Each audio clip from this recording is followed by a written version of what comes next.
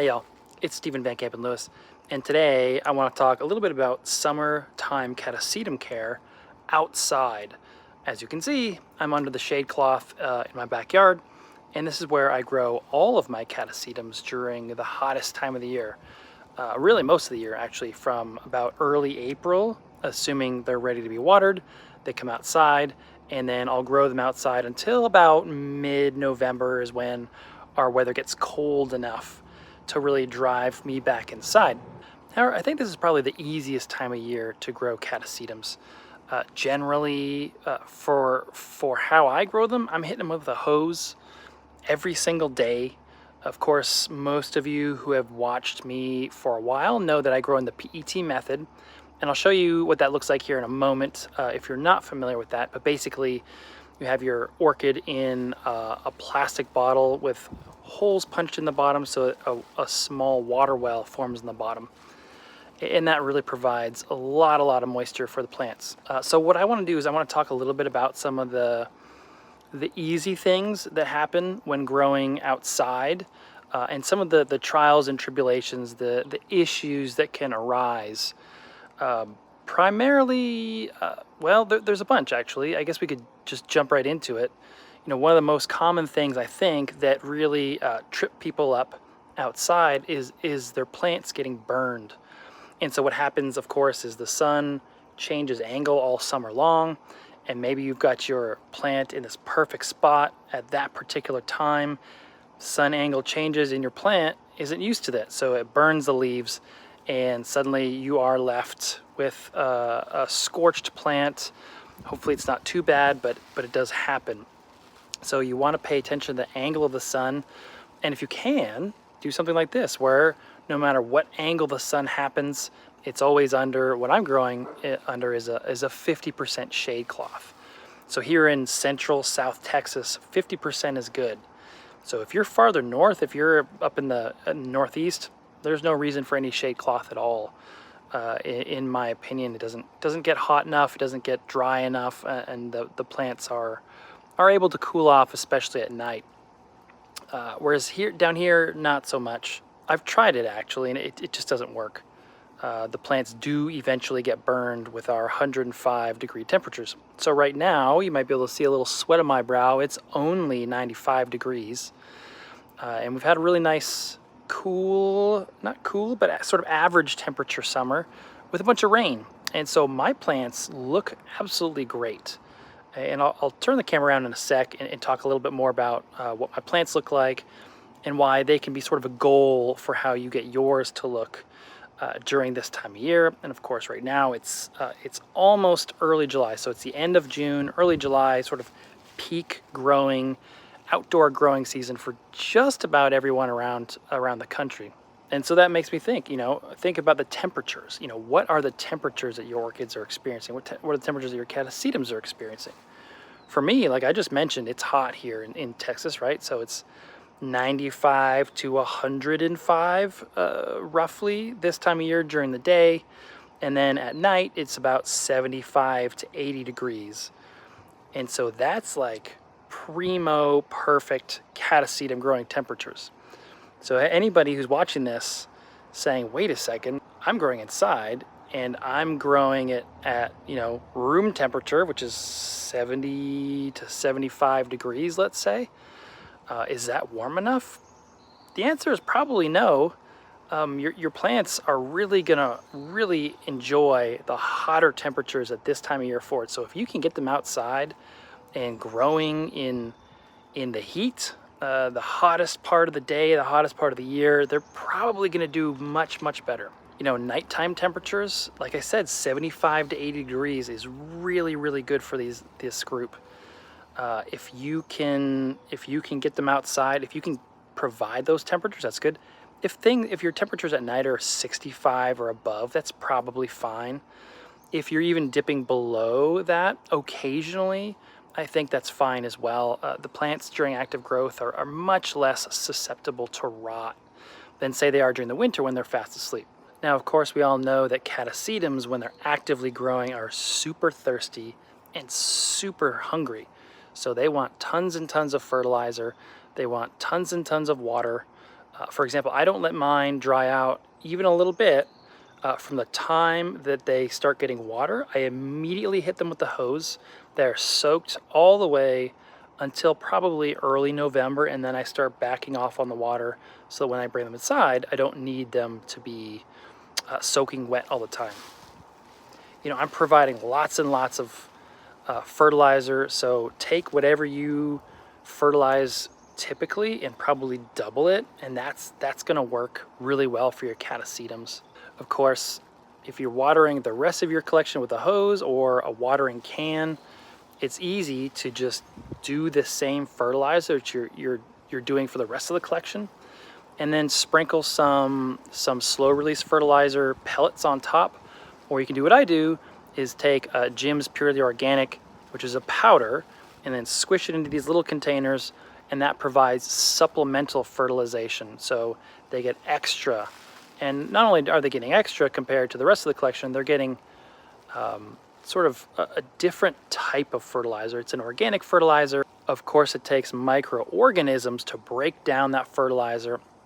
It just provides a different set of nutrients than the typical chemical fertilizers that we usually hit our orchids with. Additionally, pests can be an issue.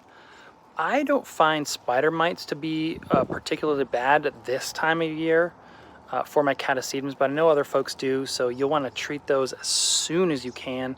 And of course, they have the little teeny tiny red dots that it can be crawling around, especially the back side of the leaves. And then also, they start punching holes, microscopic holes into the side or the back side of the leaf. And what can happen is you get this sort of white or bluish sheen on the back side of the leaf. You can get webbing when the infection gets really bad. Another issue that I have actually is grasshoppers. The grasshoppers will very often eat the soft leaves as well as some of my flowers, which is frustrating.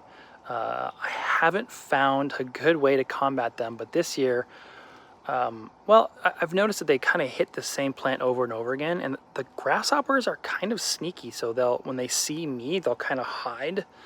And so what I'm going to do is, for any plant that's getting hit with grasshoppers, I'm going to hit it with spinosad.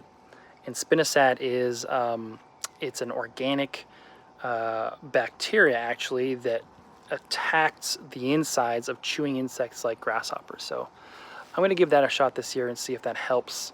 It can be really frustrating to get your plants to bloom, and then a day or two before those flowers open, you have a couple of buds that have either been massacred in half or just completely sheared right off. Of course, I mentioned sunlight earlier burning your plants, but on the flip side, you could easily have your plants in too much shade. They really do like a lot of sun. Like I said, 50% shade cloth is very, very bright here in South Texas. So if you are unable to provide that level of light, maybe you're growing inside, that if you can't get them outside, I really encourage you to try growing them outside. But if you can't, add a supplemental light. That'll really increase your ability to make a big plant. If your plant, instead of growing straight up, is leaning significantly, that leaning means it's probably stretching for light, and that counts indoors and outdoors. All right, so those are some quick tips. Let me turn the camera around and we can take a look at some plants to see what hopefully yours look like this time of year. And if they don't, maybe you can have an idea in your mind of what they should look like for next year or maybe in the next month.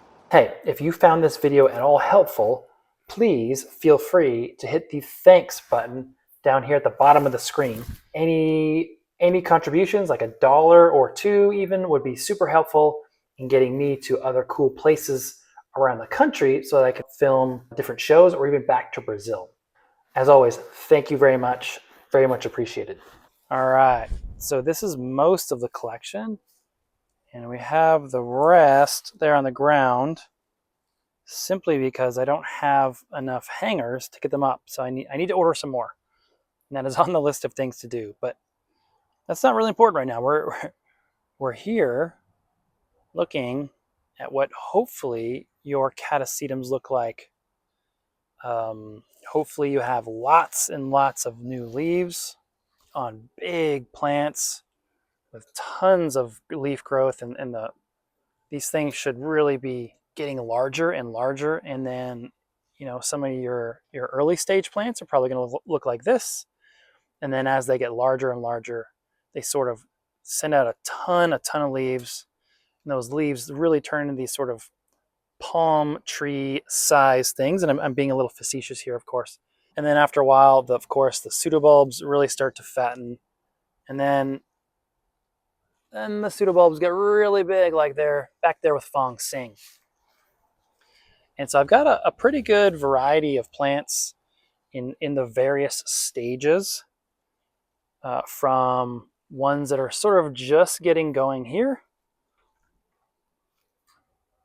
to these larger plants. And of course, some of them are actively blooming. This is the second bloom on this plant for the year. I see a spike back there. You can see it over there. I don't recall which plant that is, but it should put on a good show. Worth noting is that as I'm kind of going through this, I can see who's getting hit by the grasshoppers. So this plant looks super shredded, which is really frustrating. And that same one back there with the spike is also getting hit pretty hard, as you can see right there. So I'm going to start my spinosad experiment on those particular plants and see if I can knock them out of commission by ideally killing them with the spinosad. And spinosad is great in that, like I said, it's organic, it's fairly targeted. The chewing insects really have to get at it, so it's probably not going to hurt any other creatures that are back here. Another thing that I want to point out, of course, is the PET method. And this is something that I've gone over a lot over the years. And so we've got this water well where water is always sitting in here. I hit these guys with water every day, and they do actually slurp up most of the water from the well. And the roots just go crazy, as you can see here, where you can see all these fresh new roots from this season on that plant right there. Got a big fat spike coming out here for this Catasetum Desmond Drieswort. This is kind of a weird one. Actually, this growth died, but had put out a full flush of roots. And now it's putting out a growth, and then a new growth here. So it's kind of growing in a weird order, but it seems to be doing pretty well. And these plants just love the air movement. They seem to really do pretty well, and we've had some intense thunderstorms in the past month, and you couldn't even tell. Even when they have spikes, they just somehow don't seem phased, and it makes sense because that's how they're living in the wild. Their wild cousins, their wild brethren, are getting thunderstorms very regularly, maybe multiple times a week, maybe even every day for a couple of months. So they're well used to it. They can take a beating, whether it's grasshoppers or thunderstorms. But anyway, I just want to give a quick series of summertime tips for growing your Catasetums outside, and I'm going to put this camera down and start hitting these plants with spinosad, and also looking for that grasshopper. It's usually only one or two that get in here, and I'll see if I can just find that creature and eliminate it. See if I can fade it to one of my orb weaver spiders. Anyway, have a great weekend. Bye.